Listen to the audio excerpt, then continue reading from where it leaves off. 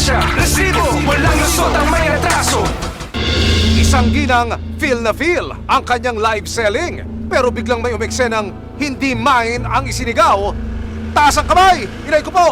Ang live selling naging live hold up?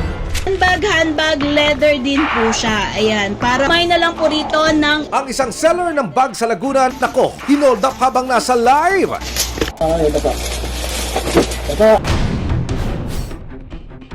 Sa tulong ng closed-circuit television o CCTV na galing sa isang private establishment, nahagip ang mga hold-upper sakay ng kulay orange na motorsiklo. Actually, ma'am, yung may-ari po ang nag-review. So, nakita po, dito po sila lumabas.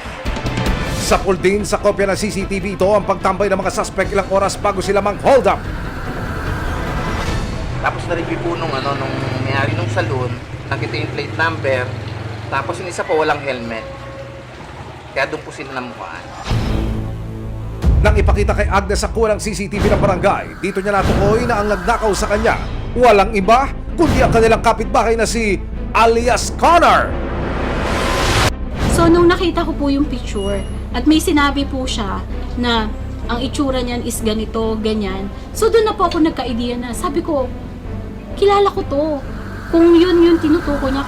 Matapos makalap ang mga resibong hawak ni Agnes at ng mga tanod ng barangay Dita, September 9, 2023, nagsagawa na ng follow-up operation ng PNP Santa Rosa, Laguna para mahanap ang mga suspect. Upon the report po, nagkanta agad kami ng investigation, mag-report sa amin ng biktima. Sunod-sunod na po yung naging action natin.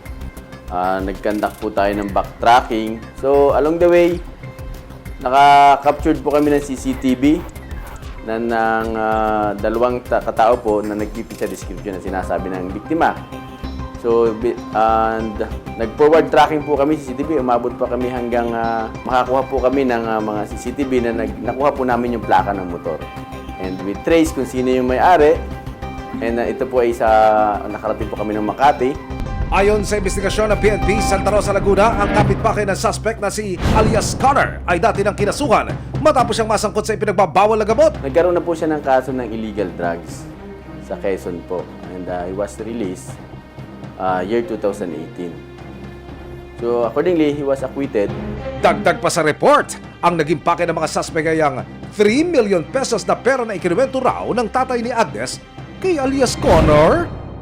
Base po sa conversation nila, how they plan the robbery incident, ang target nila yung 3 million na pinikwento po ng tatay ng biktima doon sa suspect na si Connor.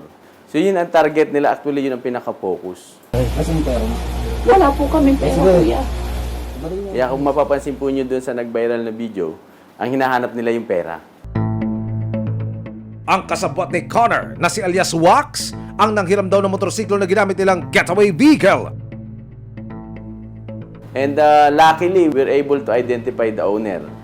And yung owner po ng may-ari ang na-meet namin at nagsabi na yung motor na yung ginamit niya ng mga suspect ay nandun actually sa residence ng may-ari. And yun nga po, pinakita namin ngayon yung picture ng CCTV and positibo po nilang na-identify na yun nga po si Wax, yung pong anak ng amo. Bukod sa mga resibong nakalap ng barangay Dita at ng PNP Santa Rosa, Laguna, may isang anonymous tipster din daw na tumulong kay Agnes at ipinadala sa kanya mga video ng pagsusurveillance di umano ni alias Connor sa bahay ng biktima. Pare, napakalinis ng lugar. Yung diretsong yun, pre. Doon tayo exit.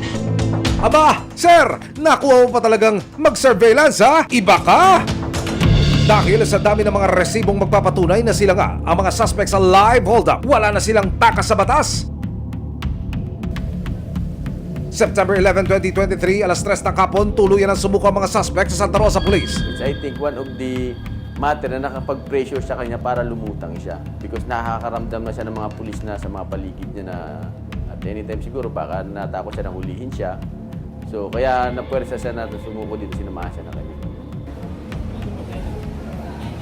Nang araw ding iyon, eksklusibong nakausap ng resibo ang isa sa mga suspect na si alias Connor na kapitbahay ni Agnes. Dala lang po ng kawalan na, hindi naman po talaga namin intention na pasukan. Kaya hindi po kami ng paumanin sa bahay, matasip na. Tawarin nyo kami, bigyan nyo pa po kami ng isang pagkakataon. Ayon sa suspect, sumuko siya dahil hindi na raw kaya ng kanyang konsensya. Talaga ba? Sisisi po kami, syempre gusto na rin po agad namin makalabas para makapagsimula ang pagbabago nila.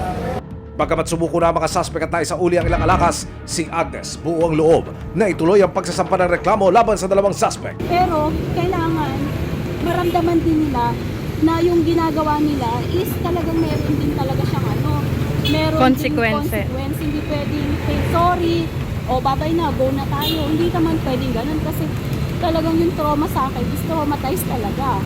Pero sa desisyong inilabas ng piskal noong araw ding iyon, pansamantalang pinakawala ng mga suspect habang patuloy ang investigasyon sa reklamong robbery with intimidation na isinampalaban sa kanila. So, it's up to the fiscal interpretation na mag-rights nila yun na i-release sila. So, at any rate, we have done our best.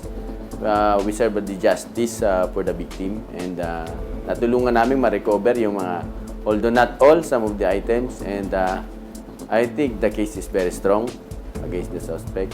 Ang lesson ko po, na gusto ko rin po, may matutunan sila doon sa ginawa nila. Hindi lang po ako, kailangan pare-pareho kami.